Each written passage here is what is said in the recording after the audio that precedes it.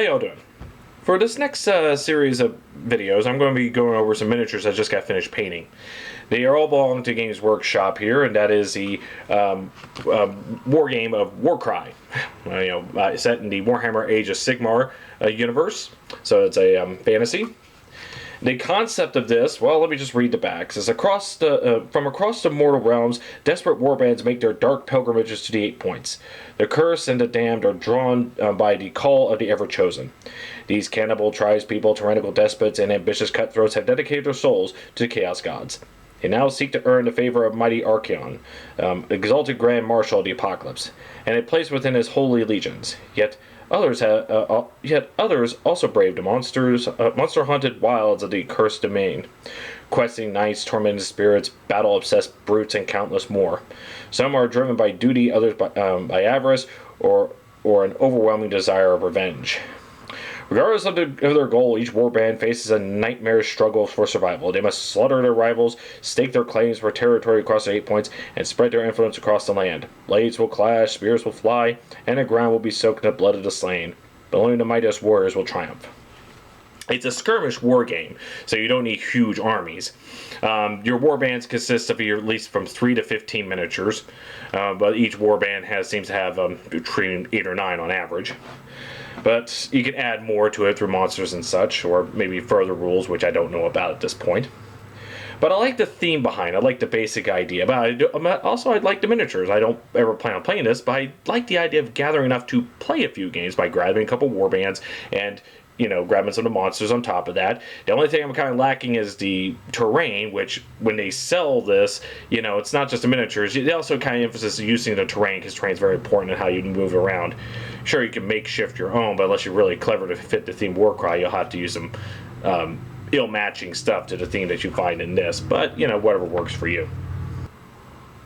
So, anyway, I'm going to go, each video goes over one of the box sets that I did, and this one is going to be the Corvus Cabal. And I'll just read the passage in the book on what the Corvus Cabal are about. So each warband has its own little theme, not only in imagery, but how their playstyle. The Corvus Cabal. The Corvus Cabal are murderers and shadow stalkers that dwell on top of the mesas of Carrion Reach in Olga. They worship an aspect of chaos they call the Great Gatherer, a patron of cutthroats and thieves, typically depicted as an immense black-feathered prey bird hunched on top of its nest of bleached bones. A pile of stolen treasures glitter beneath its talons. No Corvus warrior can end a hunt without a fitting trophy to offer the Gatherer. Those who fail to do so are cast from the highest peaks of the Reach. The Corvus Cabal believe that Archaon is the avatar of the Gatherer, and that his endless wars of conquest will satiate his deity's bottomless avarice. And so they send their most lethal killers to earn the Ever-Chosen's favor. The Corvus raise their shrines across the wastes of the Vantage Spire, stringing razor-thorn trees with the corpses of their victims, alongside offerings of trophies and looted war gear. So, usually very fast, very stealthy compared to other warbands. Now, just to let you know, and I'll say this in the other videos as well, I painted these miniatures pretty basic compared to the artwork you see, more or less.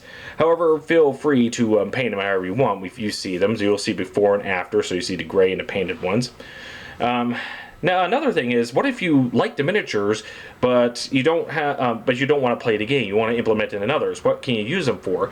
Well, I don't know. They kind of have a sort of a primitiveness about them. You could probably use them as a tribe jungle theme, or with the bird motif there. You can see that in your jungle. Maybe rude gladiatorial combat things.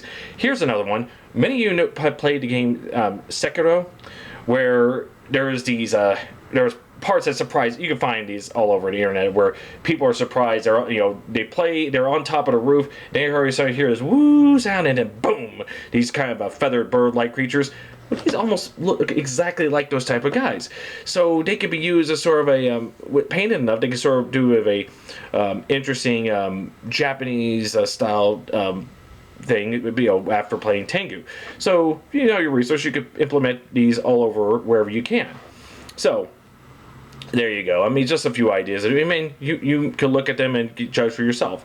So that way you don't have to buy into the game. Just miniatures alone could be, use whatever you want. But I'm almost digressing a bit here. Here's the slideshow. Thank you for watching. Enjoy.